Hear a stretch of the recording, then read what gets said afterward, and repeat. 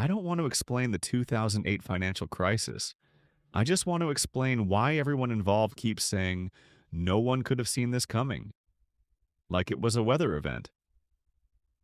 Early 2000 America felt incredible. The internet had survived the dot-com crash. Everyone had email. Coffee sizes were approaching fire hydrant levels. And the general belief was, if something bad were going to happen, we would have heard about it already. People felt smart, especially about real estate.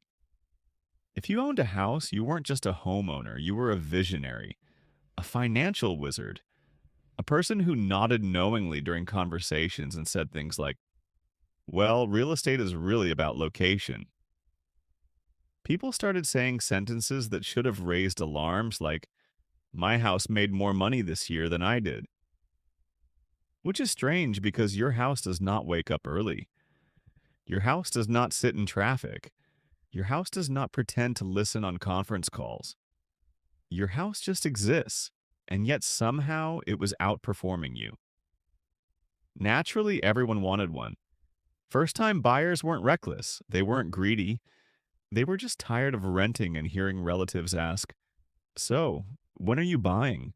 Like it was a medical condition.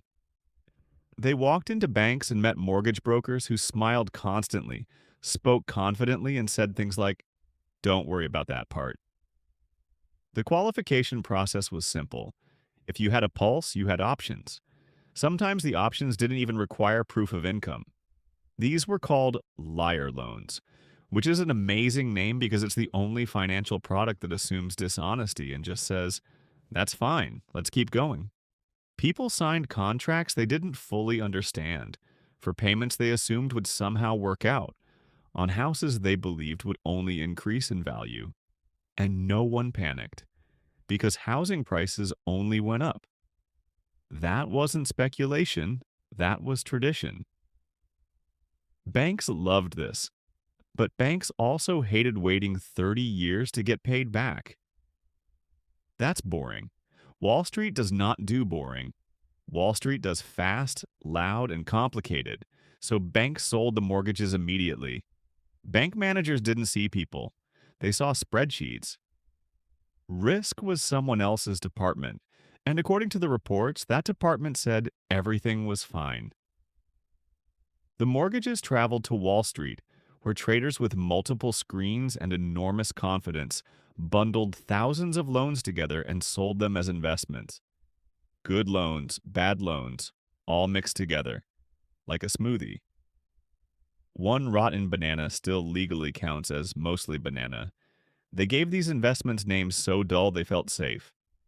Mortgage-backed securities, collateralized debt obligations. Titles so boring your brain stopped asking questions halfway through. Then the rating agencies arrived. These were supposed to be the adults, the referees, the people who looked at the mess and said, no, this is risky. Instead, they ran the models and said it was safe.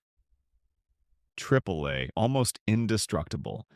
The models assumed housing prices wouldn't fall nationwide, which is a bold assumption for something built out of wood, drywall, and hope. Investors around the world bought in. Pension funds, insurance companies, foreign banks.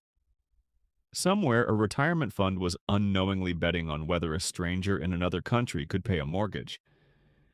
That feels like information they should have received in the brochure.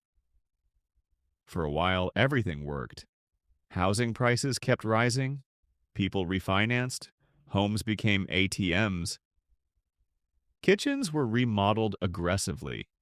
People bought boats they did not know how to park.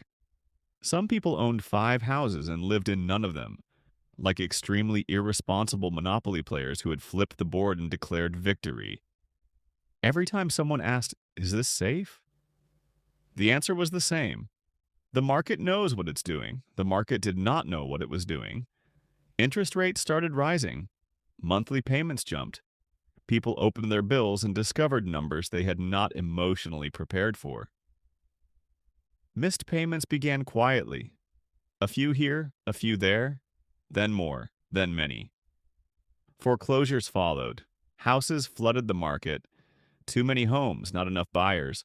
Prices stopped rising.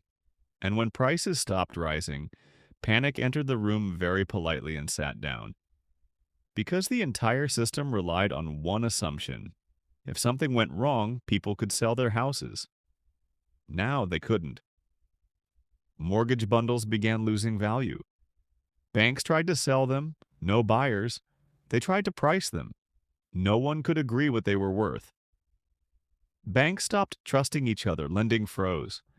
The financial system, the thing everyone assumes just works in the background, started malfunctioning like an old computer that freezes but won't admit it. Then September 2008 arrived. A major investment bank collapsed. This was not supposed to happen. Big banks were not supposed to fail. This was like watching a dinosaur trip and fall over in public. Panic spread. Markets crashed. Companies froze hiring. People who had never heard of mortgage-backed securities lost their jobs because of them. Government stepped in with massive bailouts, trillions of dollars. Because the choice was simple: save the system or explain why money had stopped functioning. People were furious and honestly fair. Millions lost homes, millions lost jobs, retirement savings disappeared. Meanwhile, many of the people who caused the mess walked away with bonuses and very confident opinions. That anger didn't vanish, it just aged. Here's the unsettling part: no one thought they were the villain. Every step made sense in isolation. Everyone trusted the models. Everyone assumed someone else had checked the risk. Everyone followed incentives. And that's how the world almost collapsed politely, professionally, and with spreadsheets. The 2008 financial crisis wasn't a freak accident. It was a group project where everyone copied the answers and nobody studied. Complex systems don't collapse because of one bad decision. They collapse because of thousands of small, "this is probably fine" moments. And in 2008, it turned out it was not fine at all.